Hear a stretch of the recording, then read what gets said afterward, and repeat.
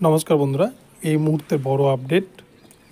বিচারপতি অভিজিৎ গঙ্গোপাধ্যায়ের এজলাসে নতুন একটি মামলা, যে মামলাটি দীর্ঘদিন ধরে চলছে, এটিও দুর্নীতি সংক্রান্ত একটি মামলা। এই দুর্নীতি সংক্রান্ত মামলায় বিচারপতি অভিজিৎ গঙ্গোপাধ্যায় আমাদের রাজ্যে অন্তত 3 থেকে 4টি সিবিআই থানার দাবি তুলেছেন।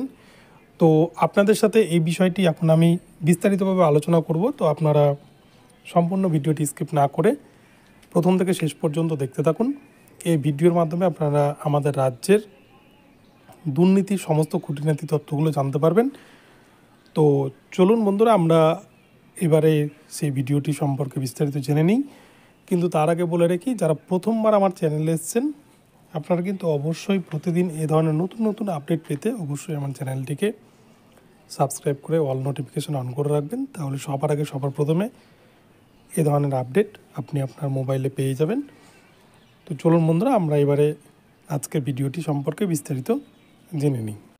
বন্ধুরা, আপনারা ইতিমধ্যে সকলেই জানেন যে আমাদের রাজ্যের সবথেকে পপুলার এবং সবথেকে বিতর্কিত যদি বিচারপতি নাম বলি, তাহলে কিন্তু তিনি আর কেউ নন, আমাদের রাজ্যের সবথেকে জনপ্রিয় বিচারপতি অভিজিৎ গঙ্গোপাধ্যায়। এবং বিচারপতি অভিজিৎ গঙ্গোপাধ্যায়ের এজলাসে যেদিনই কোনো না কোনো মামলা থাকে, সেদিনই কিন্তু আমরা নতুন কোনো তথ্য সেখান থেকে পেয়ে যাই, এবং সেই তথ্য শুনে কিন্তু আমরা সকলেই চমকে উঠি। কেননা এ ধরনের নির্দেশ বা এ ধরনের রায় এর আগে কিন্তু কোনো বিচারপতি সেভাবে আমরা দেখিনি, কোনো বিচারপতিকে ওই ধরনের রায় দিতে বা চমকে ওঠার মতো কোনো ধরনের তথ্য এর আগে কোনো বিচারপতির কাছ থেকে আমরা কিন্তু শুনতে পাইনি। ঠিক অভিজিৎ গাঙ্গুলিকেই ফলো করছেন বা ওই টাইপেরই আরেকজন বিচারপতি রয়েছেন বর্তমানে চর্চাতে, যিনি বিচারপতি অমৃতা সিনহা ম্যাম, যিনিও কিন্তু সমস্ত রকমের দুর্নীতি নিয়ে উনিও জোরবার, উনিও ছেড়ে দেওয়ার পাত্রী নয়। সমস্ত ক্ষেত্রেই কিন্তু উনিও দুর্নীতির বিরুদ্ধে লড়াই করে চলেছেন। তো বিচারপতি গঙ্গোপাধ্যায় যেমন একদিকে রয়েছেন, অমৃতা সিনহা ম্যামও রয়েছেন। অমৃতা সিনহা ম্যামের এজলাস থেকেও কিন্তু অনেক নতুন নতুন তথ্য আমরা পাই। তবে সব থেকে বিচারপতি গঙ্গোপাধ্যায়ের এজলাসে আমরা বেশি তথ্য পেয়ে থাকি।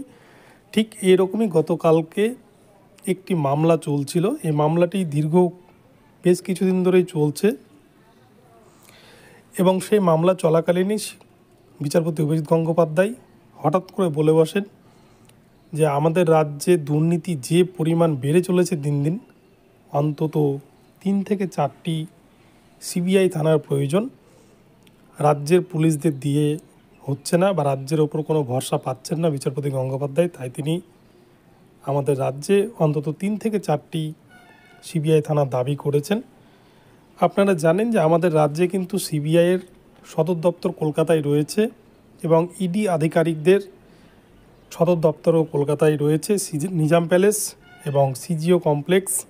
আপনারা দেখছেন মাঝে মাঝে বিভিন্ন মন্ত্রী বা বিভিন্ন শিক্ষা দপ্তরের আধিকারিকদেরকে কিন্তু সিজিও কমপ্লেক্সে এবং নিজাম প্যালেসে উঠিয়ে নিয়ে গিয়ে তাদেরকে কিন্তু জেরা করা হচ্ছে। তো এ ধরনের ঘটনা অনেকেরই জানা, এটা কিন্তু হচ্ছে প্রায়। তাই সিজিও কমপ্লেক্স এবং নিজাম প্যালেস এই দুটি শব্দের সাথে অনেকেই পরিচিত। কিন্তু এই সদর দপ্তর থাকলেও এই দুটি কেন্দ্রীয় সংস্থারই প্রয়োজন অনুভব করছেন বিচারপতি গঙ্গোপাধ্যায়। কেননা রাজ্যে এতটাই দুর্নীতি ভরে গেছে যে কোনোভাবে সেটাকে আর কন্ট্রোল করা যাচ্ছে না। গতকালকে আলিপুর দুয়ার মহিলা ঋণদান সমবায় সমিতির একটি মামলায় 50 কোটি টাকারও বেশি আর্থিক তছরূপের অভিযোগে এই ধরনের মন্তব্য করেছেন বিচারপতি গঙ্গোপাধ্যায়। বিষয়টি একটু ক্লিয়ার করলে আপনারা ঠিক বুঝতে পারবেন। আলিপুর দুয়ারের যে সমবায় সমিতি রয়েছে, সেখানে কিন্তু দীর্ঘদিন ধরেই দুর্নীতির অভিযোগ উঠছিল, এবং সেই দুর্নীতি নিয়েই একদল মামলাকারী তারা কিন্তু আদালতের দ্বারস্থ হন, এবং সেখানে কিন্তু রাজ্যের ওপরেই দায়িত্ব দেওয়া হয়, এবং সিআইডি আধিকারিকরা, আমাদের রাজ্যের যারা সিআইডি আধিকারিক রয়েছেন, তারা কিন্তু এর তদন্ত করছিলেন। কিন্তু তদন্ত প্রক্রিয়া চলাকালীনই মামলাকারীদের মনে হয়েছিল যে তদন্ত হয়তো কোথাও একটা জায়গায়, কোনো একটা জায়গায় প্রভাবিত হচ্ছে এবং ঠিকঠাকভাবে তদন্ত প্রক্রিয়া এগোচ্ছে না। সেই জন্যই তারা কিন্তু রাজ্যের সিআইডি আধিকারিকদের ওপর বিশ্বাস হারিয়ে তারা আবার বিচারপতি গঙ্গোপাধ্যায়ের এজলাসে বিচারপতি গঙ্গোপাধ্যায়ের শরণাপন্ন হন এবং বিচারপতি গঙ্গোপাধ্যায়ের কাছে তারা আবেদন জানান এই সমবায় সমিতির যে দুর্নীতি, এই দুর্নীতি মামলায় তারা সিবিআই বা ইডি আধিকারিকদেরকে যুক্ত করতে চায় এবং বিচারপতি গঙ্গোপাধ্যায় গত অক্টোবর 2023-এ এই সমবায় সমিতির মামলায় সিবিআইকে যুক্ত করেন এবং সেখানেই কিন্তু সিবিআই গতকালকে যে রিপোর্ট পেশ করেছেন কলকাতা হাইকোর্টে বিচারপতি গঙ্গোপাধ্যায়ের এজলাসে, তার ফলে বিচারপতি গঙ্গোপাধ্যায় এই ধরনের কিন্তু মন্তব্য করেছেন যে আমাদের রাজ্যে যে পরিমাণ দুর্নীতি দিনকে দিন বেড়েই চলেছে, তাতে কিন্তু অন্তত 4 থেকে 5টি সিবিআই থানার প্রয়োজন। শুধুমাত্র সিবিআই যে দপ্তর রয়েছে তার দ্বারা হচ্ছে না, আর দুর্নীতিকে কোনোভাবে কন্ট্রোল করা যাচ্ছে না। আপনারা জানেন যে বিচারপতি গঙ্গোপাধ্যায় কিন্তু প্রথম থেকেই, বিচারপতি হওয়ার পর থেকেই উনি যেভাবে নিয়োগ দুর্নীতির বিরুদ্ধে একের পর এক রায় দিয়েছেন, সেগুলো কিন্তু ঐতিহাসিক রায়, যেগুলো কলকাতা হাইকোর্টের ইতিহাসে এর আগে আমরা দেখিনি। তবে উনি কিন্তু অনেকের কাছে ভগবান স্বরূপ বা পূজ্য, অনেকের কাছে আবার হয়তো খারাপ, কিন্তু উনি কিন্তু বঞ্চিতদের জন্য বা সততার প্রতীক হিসেবেই কিন্তু কাজ করছেন, আমরা সেটা দেখতে পাচ্ছি। তো সেক্ষেত্রে উনি দুর্নীতিকে একবারে উপড়ে ফেলার জন্য দুর্নীতির মূলকে খোঁজার চেষ্টা করছেন এবং সেক্ষেত্রে বিভিন্ন প্রভাব প্রতিপত্তি এগুলো ক্ষেত্রে বাধার সৃষ্টি হচ্ছে, কিন্তু হলেও উনি ওনার জায়গায় কিন্তু অনার। তিনি একদিন প্রথম দিকে মন্তব্য করেছিলেন যে তার মাথায় যদি কেউ বন্দুক ধরে তবুও তিনি যেটা নৈতিক সেই রায়টাই তিনি ঘোষণা করবেন। তো আমরা বিচারপতি গঙ্গোপাধ্যায়কে ঠিক এইভাবেই চিনেছি এবং বিচারপতি গঙ্গোপাধ্যায় বিভিন্ন দুর্নীতি মামলায়, শুধু নিয়োগ দুর্নীতি নয়, যত ধরনের মামলা বিচারপতি গঙ্গোপাধ্যায়ের কাছে গিয়েছে সব মামলাতেই কিন্তু মামলাকারীরা তাদের নৈতিক জয় করেই ফিরেছে, কেউ কিন্তু খালি হাতে ফিরেনি। বিচারপতি গঙ্গোপাধ্যায় সকলকেই কিছু না কিছু দিয়েছেন। তো সেই ক্ষেত্রে